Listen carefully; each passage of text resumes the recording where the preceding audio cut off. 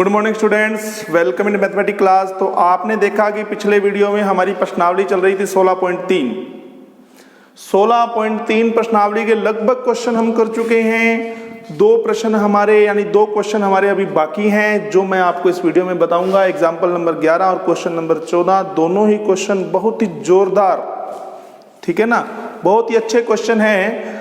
तो एक देखिए कि मैं हर वीडियो में, लगभग वीडियो में मैं आपको एक प्रश्न देता हूं, उस प्रश्न के ऊपर आप लोगों को कमेंट करना होता है, परंतु कुछ बच्चे ही हैं जो रेगुलर कमेंट कर रहे हैं। जो बच्चे रेगुलर कमेंट कर रहे हैं उनके मैं नाम इस वीडियो में आज लेना चाहूँगा।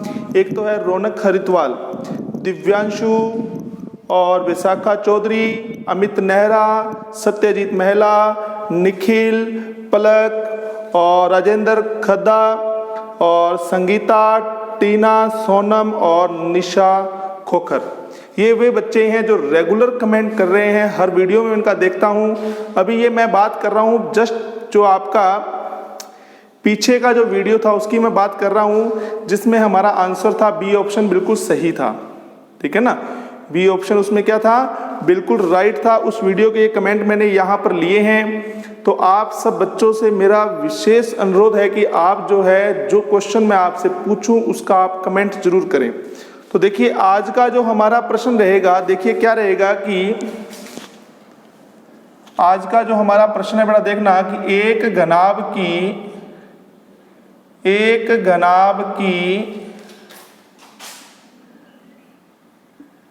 लंबाई, चौड़ाई और ऊंचाई, एक घनाभ की लंबाई, चौड़ाई और ऊंचाई क्रमशः, देखिए क्रमशः 9 मीटर, 2 मीटर और 1 मीटर हो तो 9 मीटर, 2 मीटर व 1 मीटर हो तो घनाभ का पृष्ठीय क्षेत्रफल होगा। घनाभ का पृष्ठीय क्षेत्रफल होगा। तो बेटा क्या दी हुई है, देखिए ये एक है बेटा, आपको बेटा घनाभ की लंबाई, चौड़ाई, ऊंचाई क्रमशः 9 मीटर, 2 मीटर और 1 मीटर दी हुई है। आपसे घनाभ का पृष्ठीय क्षेत्रफल पूछा गया है। मैं आपके सामने ऑप्शन लिख रहा हूं, देखो ए, बी, सी और डी, ठीक है। तो देखिए 12, 11 और 21 और 22, आगे सबके वर्ग मीटर लिख लीजिएगा बेटा आप, वर्ग मीटर। तो बेटा ये हमारा आज का प्रश्न है, ये हमारा आज का क्या है बेटा, आज का हमारा प्रश्न है ये। तो देखिए वर्ग मीटर, राइट बेटा। तो इसका जो सही ऑप्शन लिख करके आपने बेटा मुझे कमेंट बॉक्स में कमेंट करना है, ठीक है। बच्चे सभी वीडियोस देखते हैं पर कमेंट कोई करता है, देखिए कमेंट जरूर कीजिए आप, ठीक है ना। तो मुझे कैसे पता लगेगा कि आपने वीडियो देख लिया, ठीक है। आपके कमेंट से ही मुझे ये पता लगता है कि हाँ भी इस बच्चे ने वीडियो को अच्छे से देख लिया। तो ठीक है ना बच्चों, मेरी बात समझ गए आप। तो ये आज का जो प्रश्न था देख लिया आपने, इसको मैं इरेज कर रहा हूं यहाँ से, फिर अपने आज की वीडियो में जो क्वेश्चन है वो करेंगे। चलिए तो हम आप बात करेंगे एग्जाम्पल नंबर 11 की। देखो एक शंकु दिया हुआ है, शंकु के आकार के टेंट की ऊंचाई कितनी दी हुई है, 14 मीटर है। तो देखो ये कोई टेंट है,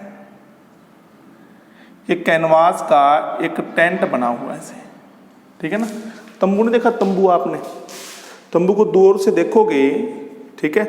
फिर तंबू जो होता है ना, तंबू देखो अगर आपने ऐसे तंबू, फौजी ऐसे तंबू बना करके बैठते हैं, कई बार तंबू बना होता है तो उसके ऊपर जो कपड़ा लगा होता है ना, आप उसको कैनवास कह दीजिए, झोपड़ी टाइप मान लीजिए आप, ठीक है। तो इस तरह की शेप का होगा वो पूरा, अगर बनाए तो इस तरह से शंकु के आकार का एक टेंट है, ठीक है। अब ये बताइए इसमें जो ये इसका वक्र पृष्ठीय क्षेत्रफल है, देखो ये वक्र पृष्ठीय क्षेत्रफल है ना, तो इस वक्र पृष्ठीय क्षेत्रफल पर ही तो कपड़े का यूज होगा, ठीक है। फर्श पे थोड़ा लगाएंगे कपड़ा आप, ठीक है ना। तो ये कह रहा है कि एक शंकु के आकार का टेंट है जिसके आधार का क्षेत्रफल आपको दिया हुआ है बेटा। क्या दिया हुआ है? आधार का क्षेत्रफल। ठीक है, कितना दिया हुआ है? 346.5 मीटर स्क्वायर। राइट। तो आप एक काम कीजिए, घर पर बिल्कुल कोई चौरस छोटा सा कपड़ा ले लीजिए, अपना पेन लीजिए, उसको बिल्कुल बीच में से यूं उठा दीजिए थोड़ा सा ऊपर, तो आप देखेंगे बिल्कुल ऐसे तंबू बन जाएगा, तंबू टाइप, फौजी वगैरह तंबू लगाते हैं वैसी आकृति हो जाएगी। इस तंबू की आकृति सदैव शंकु के आकार की होती है। किसके आकार की होती है? शंकु के। ठीक है, इसके ऊपर जो कपड़ा लगा है ना, सिर्फ आपको उसकी बात करनी है। और कपड़ा कहाँ लगेगा? सिर्फ उसके वक्र पृष्ठ के ऊपर ही लगेगा, फर्श पे कपड़ा नहीं लगेगा। यहाँ आपको आधार का क्षेत्रफल दिया हुआ है। ठीक है, ये जो इसका जो वक्र पृष्ठ है ना, ये वक्र पृष्ठ, ये कह रहा है कि ये वक्र पृष्ठ किससे बना हुआ है? एक कैनवास से बना हुआ है। कैनवास, देखो कपड़ा का नाम होता है बेटा कैनवास। ऐसा कोई हार्ड कपड़ा होता है जिससे मतलब तंबू जो है वो सुरक्षित हो जाए, बारिश आए तो अंदर पानी ना जाए। समझ गए मेरी बात? थोड़ा हार्ड कपड़ा होता है ये कैनवास। ठीक है, तो ये कहेंगे कि इसका शंकु का जो आधार है वो 346.5 मीटर स्क्वायर है। ठीक है, और यह टेंट 1.5 मीटर चौड़े कैनवास से बना हुआ है। किससे बना हुआ है बेटा? 1.5 मीटर चौड़े कैनवास से बना हुआ है। तो कैनवास की लंबाई ज्ञात कीजिए। तो देखो, ये मान लेते हैं इसकी लंबाई, और ये होगी इस कैनवास की चौड़ाई। ये जो कपड़ा था ना आपके पास में, देखो ये कपड़े की बात कर रहा हूं मैं। अब आपको बेटा चौड़ाई तो दे दी, कितनी? 1.5 मीटर इस कपड़े की चौड़ाई। लंबाई आपसे पूछ ली। इस कपड़े से मैंने क्या बनाया है? शंकु बनाया है। तो इस कपड़े का क्षेत्रफल इस शंकु के वक्र पृष्ठ के बराबर होगा कि नहीं होगा? तो आप कहेंगे सर शंकु का वक्र पृष्ठ बराबर कैनवास। इसका नाम क्या है कपड़े का? कैनवास। अब एक बार फिर दोबारा पढ़ लीजिए क्वेश्चन आप। ठीक है, तो इसमें क्या दिया हुआ है? एक शंकु के आकार के टेंट की ऊंचाई, इसकी ऊंचाई कितनी दी हुई है बेटा? आपको देखो ऊंचाई आपको दी हुई है 14 मीटर। कितनी बेटा? 14 मीटर। तथा आधार का क्षेत्रफल आपने लिख लिया। अब यह टेंट जो है इस कैनवास से बना हुआ है, जो कितना है? 1.5 मीटर चौड़ा है। ठीक है, तो कैनवास की लंबाई ज्ञात कीजिए। ये हमारा प्रश्न है। तो देखो कैसे करेंगे आप कहेंगे सबसे पहले कि आधार का क्षेत्रफल दिया हुआ है। ठीक है, आधार कैसा होता है? चलो इसको हटा दो यहाँ से, ये याद रखो कि h बराबर 14 है शंकु की। आधार कैसा होता है बेटा शंकु का? आप कहोगे सर बिल्कुल वृत्ताकार होता है। ठीक है, तो वृत्ताकार होता है, तो वृत्त का क्षेत्रफल बराबर कितना दिया हुआ आपको? 346.5। पाई की वैल्यू रख दी मैंने 22/7 इंटू कितना बेटा? आर स्क्वायर बराबर में, लो जी, तो आर स्क्वायर बराबर कितना हो जाएगा बेटा? बोलना 346.5। ठीक है, बटा में देखिए 22 और 7 से बेटा यहाँ गुना हो जाएगा। पॉइंट हटा दिया, कितना आ जाएगा? 10। ठीक है बेटा, अब एक काम कीजिएगा आप बेटा, इसको 7 से गुना करके आप इसमें 22 का भाग दे देना। कितने का भाग दे देना? 22 का आप बेटा इसमें भाग दे देना। तो आप देखेंगे बेटा, आप स्वयं हल करेंगे इसको। मेरे पास तो हल करने का इसका बहुत अच्छा तरीका है। एक और तरीका है, देखिए कैसे। आप देखिए 346 है ना, इसके 3 का भाग देना इसको एक बार। देखो 3 एकम 3, ये 4, मेरे को देखो भाग करने की जरूरत ही नहीं पड़ेगी आपको। फिर 16, 5 पर गया 15, फिर 5 पर, यानी आप कहेंगे सर 1155। तो जो आपके पास में ये 3465 है, इसको आप लिखिए 1155 गुना में 3 करके देख लो आप। 1155 3 से गुना 3465 ही आएगा। और ये कितना है? 7 बटा में 22 इंटू में 10। अब देखिए आर स्क्वायर बराबर, अब आप ये देखिएगा बेटा क्या चीज, देखो इधर ये आप देख रहे हो, ये 1155 है ना बेटा। चलो आप एक काम करो, ठीक है ना, सिंपल सा बेटा, आप सीधा फंडा रखो, ठीक है। आप ना एक काम करना, इनको गुना करना और आपस में भाग दे देना, सीधा सीधा सा आ जाएगा 110.25। ये लो जी, r बराबर कितना हो जाएगा, वर्गमूल किया 110.25 का तो कितना हो जाएगा 10.5, कितना हो जाएगा 10.5 मीटर। कितना बेटा 10.5 मीटर। तो बेटा जो आपके पास में शंकु के आकार का टेंट था, इसके आधार की त्रिज्या आ गई आपके पास में 10.5। अब आगे हम चलते हैं। अब आपको बेटा मैंने क्या कहा था, इस शंकु का संपूर्ण नहीं ले सकते आप। इस देखो कैनवास का और इसका क्षेत्रफल बराबर लेना है। कैनवास तो बेटा देखो आयताकार कपड़ा है, एक लंबाई गुना चौड़ाई हो गया इसका क्षेत्रफल। इसका क्षेत्रफल होता है बेटा, इसका क्षेत्रफल कौन सा लेंगे, पाई आर एल, यानी वक्र पृष्ठ ओनली। कपड़ा सिर्फ उसके वक्र पृष्ठ के ऊपर ही प्रयोग में आएगा, आधार में नहीं आएगा, ठीक है। जो तंबू बनता है ना, तंबू में सिर्फ ऊपर ऊपर कपड़ा लगा होता है, बस उस कपड़े की बात करनी है, फर्श की बात नहीं करनी है, ठीक है, आधार की बात नहीं करनी है। तो आप कहेंगे कि सर हमारे पास इस शंकु की त्रिज्या आ गई 10.5, ऊंचाई आपको पता है कितनी दी हुई थी, 14। अब आपको वक्र पृष्ठीय क्षेत्रफल चाहिए, इसलिए बेटा आप भली भांति जानते हैं L² बराबर क्या होता है, R² प्लस H²। क्यों भाई, तो L बराबर क्या हो जाएगा, अंडर रूट में R² प्लस H²। बेटा R² करना कितना आ जाएगा 110.25, पता ही है आपको, देखो ये लिखा हुआ R² बराबर 110.25। H यानी 14 का स्क्वायर कितना होगा 196, तो इसको बेटा जोड़ेंगे आप तो कितना हो जाएगा 306.25। अब बेटा जब आप इसका वर्गमूल करोगे तो मैं आपको बता दूं 17.5 को 17.5 से गुणा करना 306.25 ही आएगा। तो आप कहोगे सर वर्गमूल करेंगे तो ये, क्योंकि ये 306.25 बेटा 306.25 वर्ग है किसका, 17.5 का स्क्वायर, ठीक है ना, 17.5 का स्क्वायर, ठीक है। तो यहां आ जाएगा आपके पास में 17.5। तो ये अपने पास क्या आ गई, L आ गई। अब चलिए, अब आप कहेंगे सर शंकु का वक्र पृष्ठ और कैनवास का क्षेत्रफल।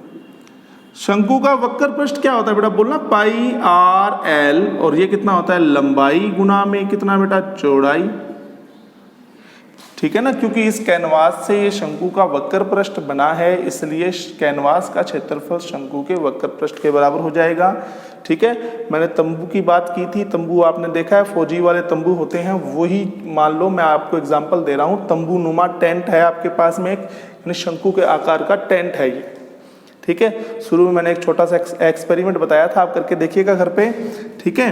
तो अब देखो पाई की वैल्यू कितनी बेटा 22/7, बेटा आर की वैल्यू कितनी है, यहाँ पर आप कहेंगे सर आर की वैल्यू तो हमारे पास में 10.5, ठीक है, और एल की वैल्यू कितनी आ गई बेटा 17.5।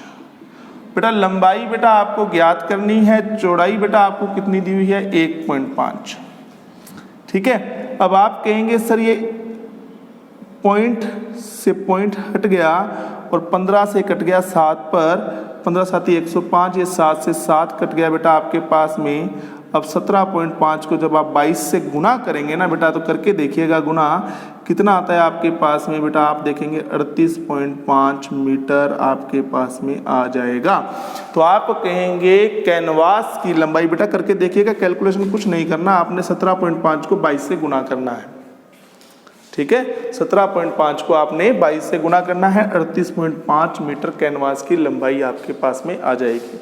यानी वक्र पृष्ठ को आपने बराबर करना है कैनवास के क्षेत्रफल के। कैनवास एक आयताकार कपड़ा है, ठीक है, आयत की लंबाई और चौड़ाई होती है। इस आयताकार कपड़े की सहायता से हमने एक क्या बना दिया, एक टेंट बना दिया। टेंट कैसे बनेगा, घर पर कोई भी चोरस कपड़ा लेना, उसको बिल्कुल बीच में एक पेन रख देना उसके, तो ऊपर की ओर उठ जाएगा, तो आप देखोगे ऐसे टेंट के आकार की आकृति बन जाएगी, ठीक है। तो वो जो शंकुनुमा जो आकृति है, उसका जो वक्र पृष्ठ होगा वो पूरे उस कपड़े के बराबर ही होगा, इसीलिए वक्र पृष्ठ बराबर कैनवास का क्षेत्रफल लिया गया है। तो ठीक है बेटा, इसको नोट कर लीजिए आप,